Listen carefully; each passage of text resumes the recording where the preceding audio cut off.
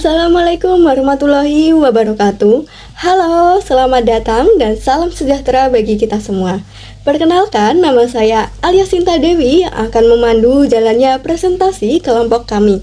Nah, pada kesempatan kali ini kami akan menyaksikan secara langsung penjelasannya melalui video yang menarik. Saat ini kami akan membawakan topik yang berjudul dengan analisis keseimbangan dan teorema fundamental dalam ekonomi mikro. Nah, melalui presentasi video kali ini, kita akan bersama-sama saling belajar dan menambah wawasan mengenai perekonomian saat ini. Nah, jadi saya harap teman-teman serta Ibu Anissa Fitria selaku dosen pengampu Ekonomi Mikro 2 bisa menyimak dengan baik yang dari teman-teman setiap penjelasannya berikan. Nah, sampai jumpa dan sampai selamat menonton kembali ya teman-teman. Stay tune. Assalamualaikum warahmatullahi wabarakatuh. Perkenalkan, nama saya Abdul Qadir Firdaus. Di sini saya akan menjelaskan perbedaan keseimbangan parsial dan keseimbangan umum. Keseimbangan parsial adalah analisis keseimbangan yang difokuskan hanya pada satu pasar tanpa memperdulikan pasar yang lain, atau pasar yang lain dianggap tidak memengaruhi bagaimana cara kerja keseimbangan parsial. Tujuan keseimbangan parsial adalah melihat bagaimana harga dan jumlah barang di suatu pasar yang beredar. Lalu untuk keseimbangan umum adalah analisis keseimbangan yang memperdulikan segala aspek seperti tenaga kerja, sumber daya alam, sumber daya manusia, dan juga subsidi dan juga yang lainnya. Jadi mencakup banyak hal.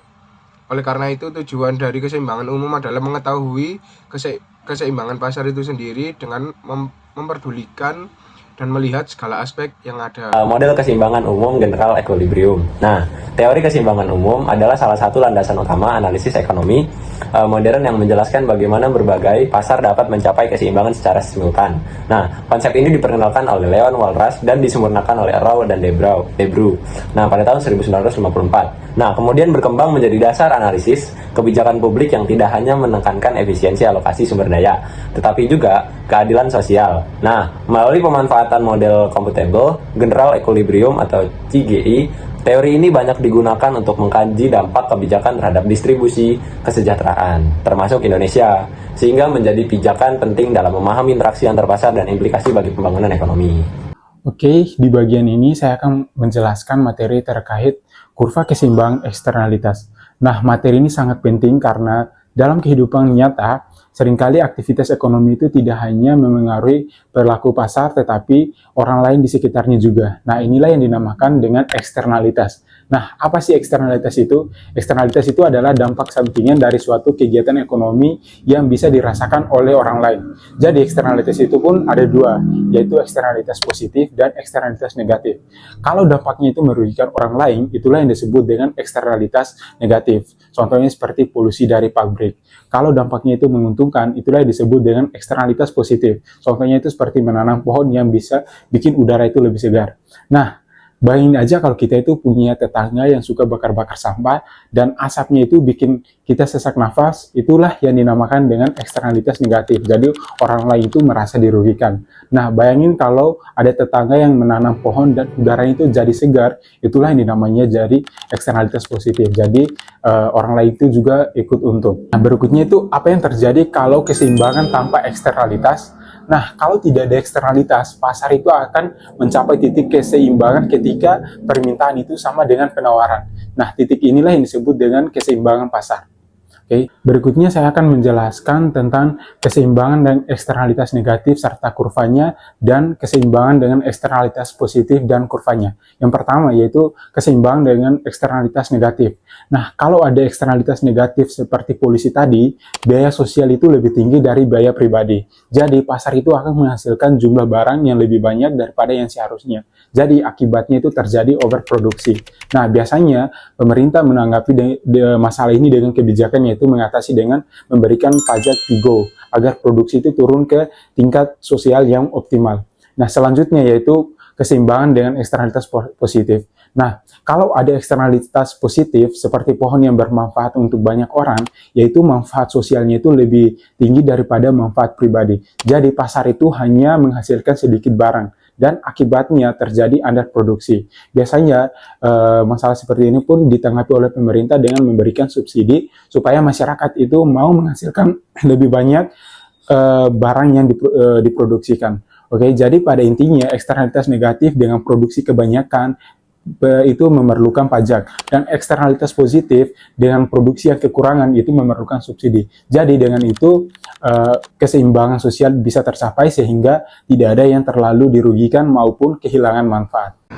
Oke, jadi yang ketiga itu ada teorema fundamental ekonomi kesejahteraan. Nah, teorema ini itu menyatakan bahwa dalam sebuah kondisi pasar yang ideal, keseimbangan kompetitif itu akan menghasilkan sebuah efisiensi Pareto, yang berarti sumber daya yang dialokasikan itu bisa secara optimal dan menyeimbangkan.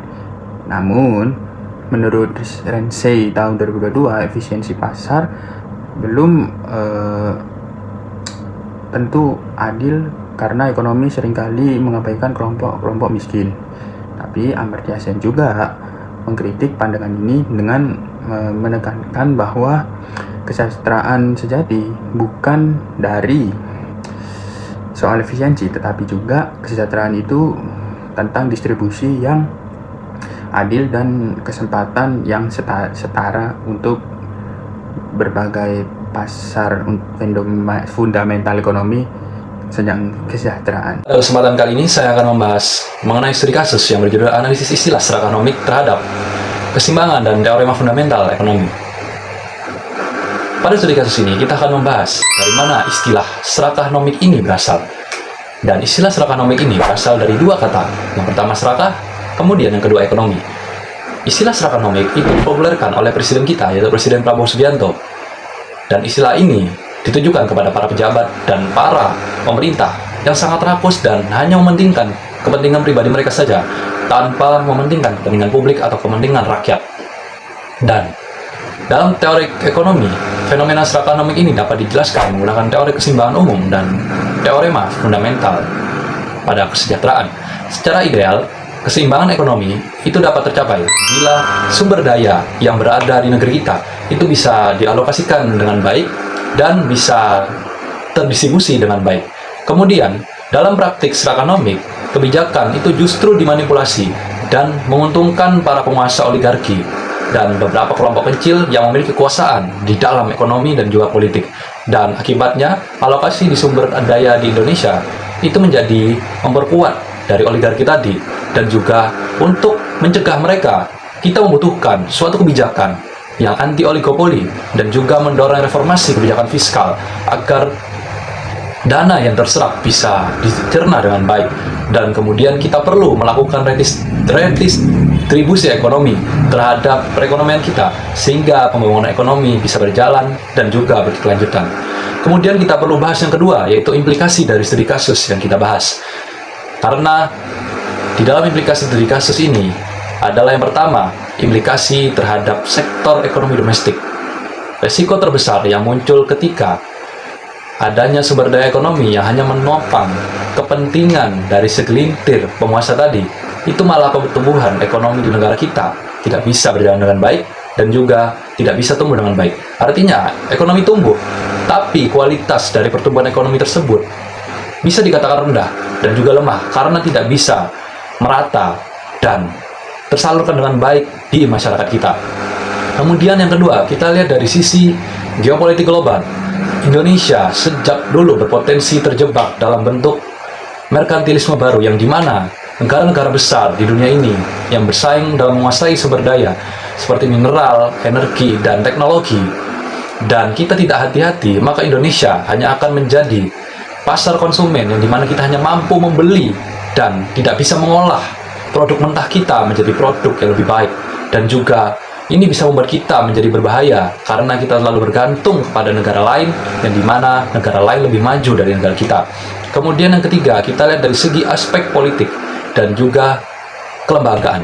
Dan yang dimana ketika serakah ekonomi ini muncul, itu bisa disebut dengan moral hazard, yang dimana sistem ekonomi politik kita itu rusak dan tanpa pengawasan yang sangat mumpuni di dalamnya. Dan juga reformasi di negeri kita itu tidak bisa berjalan dengan baik dan juga hanya sebatas formalitas saja dengan tanpa perbaikan struktur di dalamnya. Secara keseluruhan, studi kasus ekonomi di serakanomik ini itu memberikan pelajaran bagi perekonomian kita, di mana itu tidak bisa terlepas dari integritas politik dan kebijakan pemerintah harus segera ditegakkan menghadapi situasi seperti oligarki tersebut, sehingga perekonomian kita bisa tetap bertumbuh dan bisa merata di seluruh masyarakat di seluruh wilayah Indonesia. Fenomena inilah dapat dianalisis melalui teori keseimbangan ekonomi dan teorema fundamental ekonomi kesejahteraan. Nah, dalam teori keseimbangan tercapai ketika permintaan sama penawaran dan sumber daya didistribusikan secara efisien, yang dimana teorema fundamental pertama menyatakan bahwa dalam pasar yang kompetitif sempurna setiap keseimbangan akan bersifat Pareto efisien.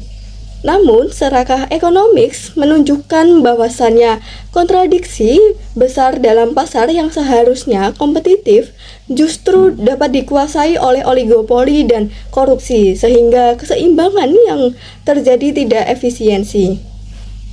Dan dari kelompok elit mendapatkan kesejahteraan yang terlalu berlebihan, sedangkan masyarakat luas menanggung bahwasanya adanya kerugian berupa harga yang tinggi, rendahnya kesempatan kerja. Nah, dan adanya beban pajak yang berat. Sementara itu, teorema fundamental yang kedua menyatakan bahwasanya setiap distribusi Pareto ini efisiensi dapat dicapai dengan redistribusi awal yang tepat, kemudian membiarkan pasar bekerja sendiri. Nah, dalam konteks artinya, serakah ekonomik redistribusi awal justru menyimpang, pajak yang tinggi tidak kembali pada masyarakat melalui belanja publik produktif. Nah, melainkan tersedotnya ke praktik korupsi ini, dia akan membuat rente subsidi pun sering salah sasaran. Nah, kenapa teman-teman salah sasaran? Karena lebih ke diarahkan pada patron politik daripada kepentingan publik. Nah, akibatnya mekanisme redistribusi gagal berjalan dan keseimbangan sosial ekonomi justru semakin ketimpangan. Nah, oleh karena itu adanya beberapa kebijakan penting untuk dipertimbangkan pertama. Nah, apa tuh kebijakannya? Yang pertama yaitu dengan cara desain ulang insentif dan kontrol seperti regulasi anti oligopoli serta reformasi fiskal yang lebih berpihak kepada rakyat. Nah, yang kedua, redistribusi sehat yang harus diwujudkan dengan mengarahkan pajak pada belanja produktif seperti pendidikan, infrastruktur, dan inovasi yang lainnya. Nah, yang ketiga, perlu adanya penguatan kompetisi agar pasar terbuka bagi persaingan yang adil, bukan sekedar arena bagi oligarki yang telah ditentukan pemenangnya. Dan yang terakhir, yaitu yang keempat, pemulihan modal sosial menjadi kunci untuk mengembalikan kepercayaan publik. Nah, bahwasannya melalui transparansi, akuntabilitas, dan meritokrasi, dengan langkah-langkah ini di Indonesia ini dapat keluar dari jebakan serakah ekonomiks dan dapat membangun kembali keseimbangan ekonomi yang lebih adil sekaligus berjalan sesuai dengan prinsip teorema fundamental ekonomi kesejahteraan. Nah, yang terakhir ada kesimpulan dan saran. Yang pertama ada kesimbangan parsial versus umum. Parsial fokus satu pasar, umum hubungkan semua pasar, kerangka analisis ekonomi mikro. Yang kedua ada ekonomi kesejahteraan, pasar bersaing, efisien, tapi tidak selalu adil. Ada kegagalan pasar dan oligopoli.